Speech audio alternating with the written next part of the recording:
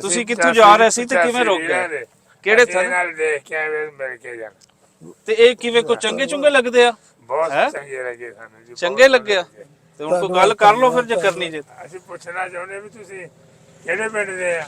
ਅਸੀਂ ਡੰਡੇਵਾਲ ਤੋਂ ਜੀ, ਸਾਡੇ ਬਜ਼ੁਰਗ ਡੰਡੇਵਾਲ ਤੋਂ ਆ, ਅਸੀਂ ਪਿੱਛੋਂ ਵੀ ਡੰਡੇਵਾਲ ਤੋਂ ਸੀ ਅੱਛਾ ਤੇ ਅਸੀਂ ਰਹਿੰਦੇ ਹੁਣ ਕੈਨੇਡਾ 'ਚ 48 ਸਾਲ ਹੋ ਗਏ। ਤੇ ਤੁਹਾਨੂੰ ਕਿਵੇਂ ਲੱਗਿਆ ਵੀ ਕਿਉਂ ਮਿਲਣਾ ਚਾਹਿਆ? ਕੋਈ ਦਿਲ ਦੇ ਵਿੱਚ ਕੋਈ ਮੁਹੱਬਤ ਹੈ ਕਿਸ ਤਰ੍ਹਾਂ ਕੋਈ? ਅਸੀਂ ਸਾਡਾ ਪਿੰਡ ਸੀ ਪਿੱਛੇ ਰਹੀਮਪੁਰ। ਕਿਹੜਾ ਪਿੰਡ? ਰਹੀਮਪੁਰ। ਉਹ ਵਾਹ ਜੀ ਵਾਹ। ਜ਼ਿਲ੍ਹਾ ਜਲੰਧਰ। ਅੱਛਾ ਹਾਂਜੀ ਹਾਂਜੀ ਹਾਂਜੀ। ਸਾਡੇ ਅਸੀਂ ਹੁਸ਼ਿਆਰਪੁਰ ਤੋਂ ਜਲੰਧਰ 37 ਮਿੰਟ ਦਾ ਰਸਤਾ। ਹਾਂਜੀ ਅਸੀਂ ਇੱਥੇ ਰਹਿੰਦੇ ਆ, ਸਿੱਖਾਂ ਦਾ ਗੁਰਦੁਆਰਾ ਉਹ। ਅੱਛਾ ਜੀ। ਲੋਕਾਂ ਨੇ ਪਹਿਲਾਂ ਇਹਨਾਂ ਦੀ ਇਬਾਦਤਗਾਹ ਸੀ ਉਹ। ਅੱਛਾ ਹਾਂ ਗੁਰਦੁਆਰੇ ਜੀ। ਹੁਣ ਅਸੀਂ ਉੱਥੇ ਰਹਿائش ਕੀਤੀ ਆ। ਅੱਛਾ ਉਸ ਗੁਰਦੁਆਰੇ ਦੇ ਅੰਦਰ।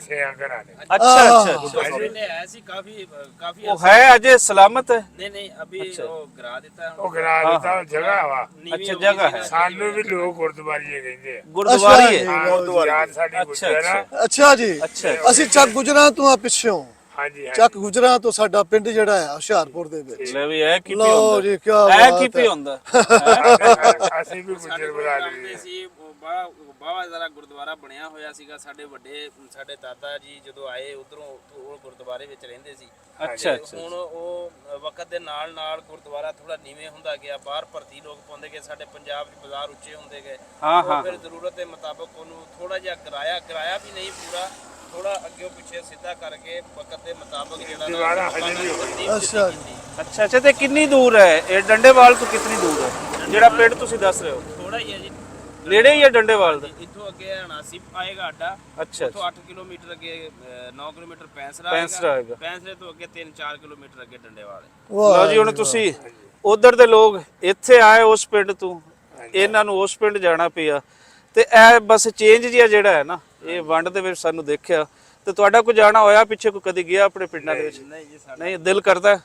ਸਾਡੇ ਜਿਹਨਾਂ ਦੇ ਨਾ ਸਾਡੇ ਜਿਹੜੇ ਵੱਡੇ ਸੀਗੇ ਹਾਂ ਹਾਂ ਉਹ ਕਹਿੰਦੇ ਸੀ ਜਦੋਂ ਲੋਕ ਆਜ਼ਾਦੀ ਬਣਾਉਂਦੇ ਨਾ 14 ਅਗਸਤ, ਹਾਂ ਹਾਂ ਹਾਂ ਜਦੋਂ ਅਸੀਂ ਉੱਧਰ ਉੱਜੜ ਕੇ ਆਏ ਆ, ਹਾਂ ਹਾਂ ਹਾਂ ਹੁਣ ਲੋਕ ਖੁਸ਼ੀ ਬਣਾਉਂਦੇ।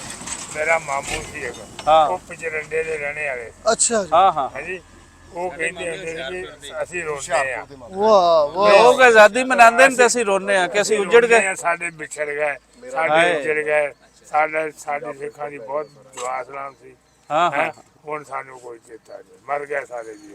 ਓਹ ਹਾਏ ਓਹ ਤੁਸੀਂ ਗੱਲ ਸੁਣੀ ਹੈ ਜੀ? ਹਾਂਜੀ ਉਹ ਕਹਿੰਦੇ ਨੇ ਜਦੋਂ ਲੋਕ ਆਜ਼ਾਦੀ ਮਨਾਉਂਦੇ ਹਨ ਨਾ ਤੇ ਉਸ ਟਾਈਮ ਸਾਡਾ ਮਾਮਾ ਸੀ ਤੇ ਉਹ ਰੋਂਦਾ ਸੀ। ਉਹ ਕਹਿੰਦਾ ਵੀ ਅਸੀਂ ਤੇ ਉੱਜੜ ਗਏ, ਤੁਸੀਂ ਕਾਹਦੀਆਂ ਆਜ਼ਾਦੀਆਂ ਮਨਾਉਂਦੇ? ਲੋਕਾਂ ਦੀ ਆਜ਼ਾਦੀ ਸਾਡਾ ਤਾਂ ਜਾਣਾ ਸੀ ਜੀ ਜੀ ਪੰਜਾਬੀਆਂ ਦਾ ਤਾਂ।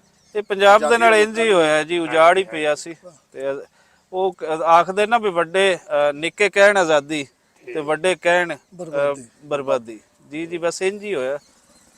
ਤੇ ਚਲਿਏ ਜੀ ਹੁਣ। ਤੁਸੀਂ ਤੁਹਾਡੇ ਮਾਮਾ ਜੀ ਹੁਸ਼ਿਆਰਪੁਰ ਨੇ? ਹਾਂਜੀ ਹੁਸ਼ਿਆਰਪੁਰ ਅੱਜ ਕੱਲ ਵੀ ਨੇ? ਹਾਂਜੀ ਅੱਛਾ ਉਹਨਾਂ ਦਾ ਕੋਈ ਨਾਮ ਵਗੈਰਾ ਕੋਈ ਕਿਹੜੇ ਸ਼ਹਿਰ ਪਿੰਡ 'ਚ? ਮਾਮੂ ਉਹਨਾਂ ਦੇ ਜ਼ਿਲ੍ਹਾ ਹੁਸ਼ਿਆਰਪੁਰ ਸੀ। ਉਹ ਫਿਰ ਉੱਥੇ ਹੀ ਰਹਿ ਗਏ ਸਨ? ਨਹੀਂ ਆ ਗਏ ਹੋਏ ਉਹ ਅੱਛਾ ਇੱਧਰ ਆ ਗਏ ਸੀ।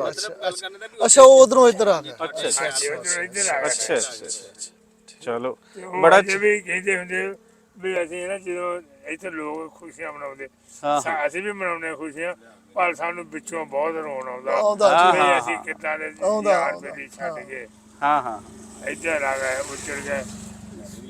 ਸੋਨੇ ਦੀਆਂ ਟੁੰਬਾਂ ਕੰਧਾਂ 'ਚ ਦੇ ਕੇ ਆ ਗਏ ਆਹ ਵੀ ਅਸੀਂ ਇੱਥੋਂ ਹੋ ਕੇ ਤਾਂ ਮੁੜੇ ਆਉਣਾ। ਹਾਂ ਹਾਂ ਹਾਂ ਇਹ ਖੁਸ਼ੀ ਹੋਇਆ। ਹਾਂਜੀ ਹਾਂਜੀ ਜੀ ਜੀ ਪੰਜਾਬੀ ਪ੍ਰਚਾਰ ਟੀਵੀ ਜੀ। ਠੀਕ ਹੈ ਜੀ ਚਲਿਏ ਫਿਰ ਜੀ, ਇਜਾਜ਼ਤਾਂ ਜੀ। ਸਾਨੂੰ ਅੱਜ ਜਿਹੜੀ ਅਸੀਂ ਸੁਣਦੇ ਹੁੰਦੇ ਸੀ, ਸਾਨੂੰ ਉਹ ਖੁਸ਼ਬੂ ਤੁਹਾਡੇ ਕੋਲੋਂ ਮਿਲ ਗਈ। ਓਕੇ ਜੀ ਮਿਲੋ ਜੀ। ਜੀ ਜੀ ਅੱਲਾਹ ਖੈਰ।